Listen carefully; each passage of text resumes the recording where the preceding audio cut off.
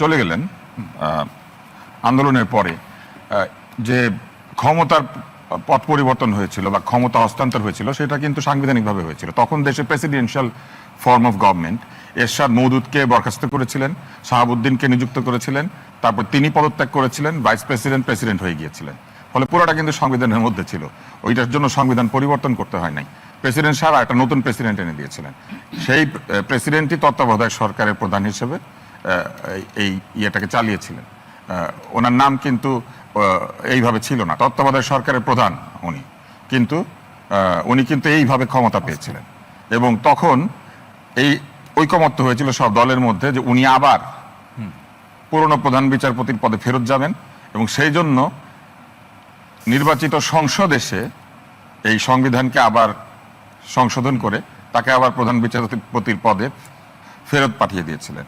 ফলে ওই সময় কিন্তু আসলে সংবিধান কেটে ছিঁড়ে নতুন করে অনেক আইন কানুন করতে হয় না। এবং এরপরে তত্ত্বাবধায়ক সরকারের বিধান রাজি হচ্ছিল না বিএনপি, তখন একটা বিরাট আন্দোলন হয়েছিল এবং সেই আন্দোলনে জামাতে ইসলাম অংশ নিয়েছিল। এখন রাজনীতিবিদরা কি করেছে, এটা হচ্ছে হেলাল ভাইয়ের আরেকটা প্রশ্ন। রাজনীতিবিদরা মাঝখানে সরকার গঠন করেছে এবং একটা সরকারে তাদের দুজন মন্ত্রী ছিলেন। তো রাজনীতিবিদরা যদি অন্যায় করে থাকে, ওই সরকারের মধ্যে অন্যায় হয়ে থাকলে সেই দায়িত্ব ওনারা নেবেন না? নেওয়া তো উচিত, কারণ ওনারাই তো রাজনৈতিক সরকারের মধ্যে ছিলেন। তো এইভাবে বললে হবে যে রাজনীতিবিদরা কি করেছেন? রাজনীতিবিদরা এই সংবিধান দিয়ে দেশ চালিয়ে এই সংবিধানের আন্ডারে শপথ নিয়ে মন্ত্রী হয়েছেন, এটা বললে হবে যে কি করেছেন? যদি খারাপ কিছু করে থাকে এটা দায়িত্ব তাদেরও আছে। আর এরপরে আরেকটা জিনিস আমি একটু বলতে চাই, সুশীল শব্দটা কোনো গালি না।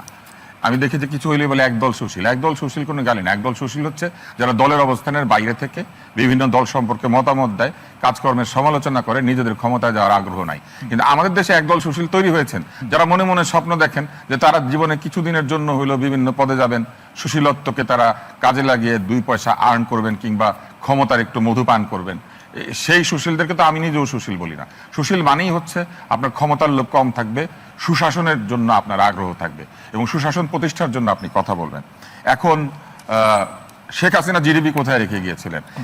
আপনি যদি এখন ইন্টারনেটে যান তাহলে দেখবেন যে তার পুরো শাসনামলে কখনোই জিডিপি 5%-এর নিচে নামে নাই। 23 থেকে 24 যে সাল, সেখানেও 5.78% ছিল জিডিপির গ্রোথ রেট, এবং তার আগের বছর ছিল 7.1।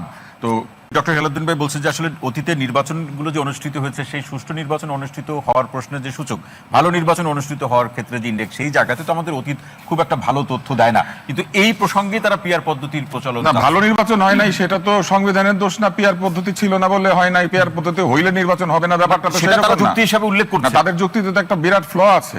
ভালো নির্বাচন হওয়ার জন্য যেটা দরকার সেটা পিআর পদ্ধতি থাকলেও ভালো নির্বাচন নাও হইতে পারে। ভালো নির্বাচন হওয়ার জন্য দরকার একটা সুষ্ঠু নিরপেক্ষ নির্বাচন, একটা ভালো নির্বাচন কমিশন, নির্বাচনের সময় আইন শৃঙ্খলা রক্ষা করা, নির্বাচনের সকল ধর্মবর্ণের মানুষের ভোট কেন্দ্র আমাদের যাওয়ার স্বাধীনতা মেনটেন করা।